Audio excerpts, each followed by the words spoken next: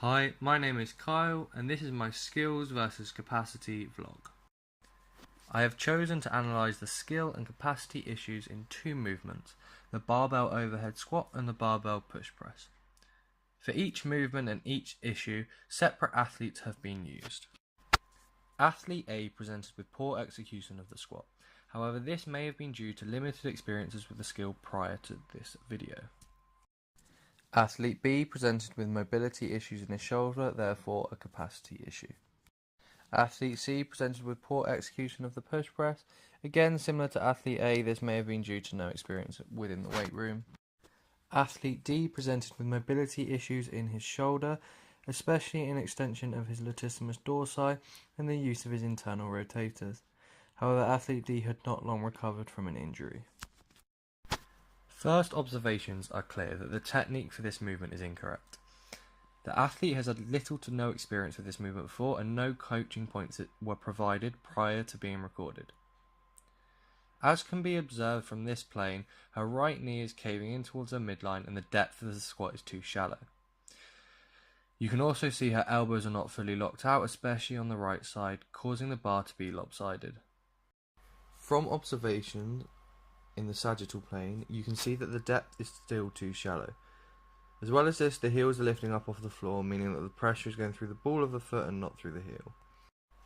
As for the bar, you can see that it is being brought too far forward and past the midline of the body, meaning the centre of gravity is being shifted forward.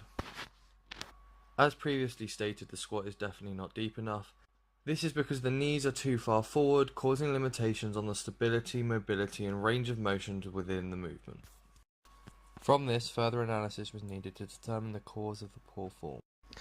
From attempting a back squat, you can see the form is better than the overhead squat, with the body staying relatively close to the midline, with depth being adequate and the heels still being on the floor.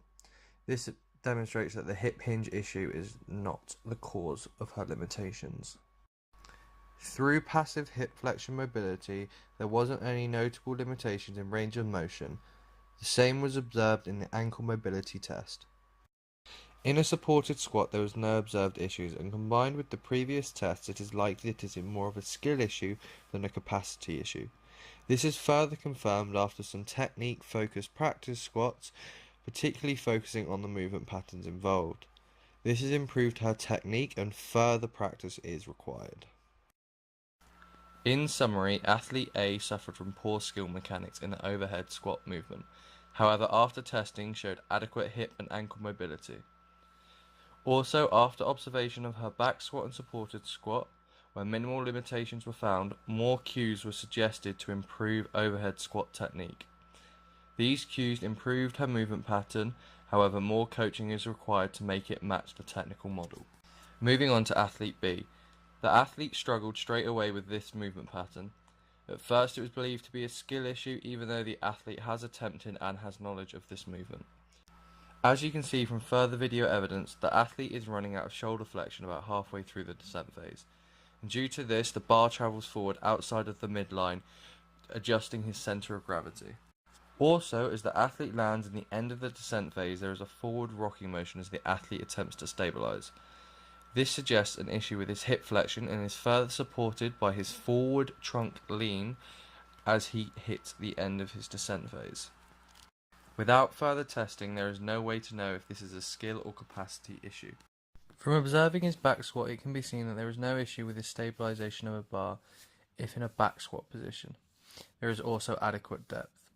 The technique is fluid, with trunk being upright and the bar following a near straight plane as he goes into the descent. This suggests hips and ankles are not the issue at hand. After analysing his shoulder mobility, it is clear his range of motion is limited, and this would affect his ability to hold the bar above his head. In order to improve his capacity, the athlete needs to work on shoulder mobility in order to remove this capacity issue. In summary, Athlete B suffered from a capacity issue in his shoulder mobility. This caused the bar to move forward past his centerline and shift his centre of gravity forward. This increased pressure on his hips made it seem like he suffered from a hips hinge issue as well. After further investigation, it was clear the only issue was in his shoulders. In the future, Athlete B needs to keep practicing with light loads and focusing on shoulder mobility before and after each workout. This should help to improve his overhead squat in the future. Athlete C movement was the push press. First observations are clear that the movement pattern is wrong. The athlete had no experience with this movement before, and that can be observed in this video. As can be seen, there is no knee flexion to help lift the weight prior to extension, and the bar is often being pushed forwards and not upwards in a vertical manner. As she reaches the top of her lift, there is no extension of her neck through the arms to engage the core, which in turn causes her to flex her back in order to stabilize the bar. From this, further analysis was needed to determine the cause of the poor form. Through active range of motion testing of her shoulders, it was clear that there were no capacity issues in this area, and these were not limiting her push press. After testing shoulder mobility, it was clear that there were no issues in this capacity, and it was a simple case of lack of skill in this particular movement, and coaching cues were needed. One coaching cue used was to tell the athlete to rotate her shoulders around so the bar sits on her front deltoids. This creates her arms to be more horizontal and allows her to push the bar in a vertical manner easier. Also reminded that she can bend the knees before extension to gain power and control as long as she engages her core. Again, after coaching cues were used, athletes started extending through the bar as she reached the top of extension, meaning that she was able to control the bar on descent and keep the bar stable while in an elevated position. In summary, athletes showed poor knowledge and control of this skill, the push press, and it was not due to a capacity issue. She showed excellent shoulder mobility with near hypermobility, suggesting that there definitely weren't any issues within this capacity. Through practice, repetition and coaching cues, the athlete was able to improve her skill in a short space of time.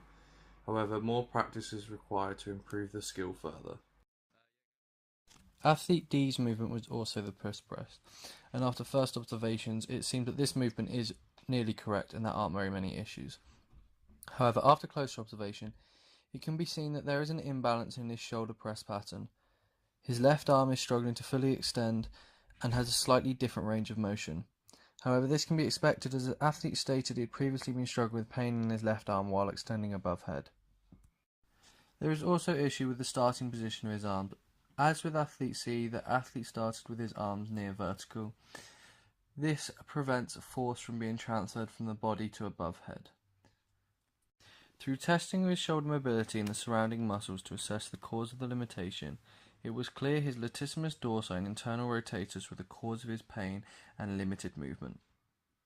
There is considerable restriction on his internal shoulder rotators, although it is particularly worse on the left shoulder.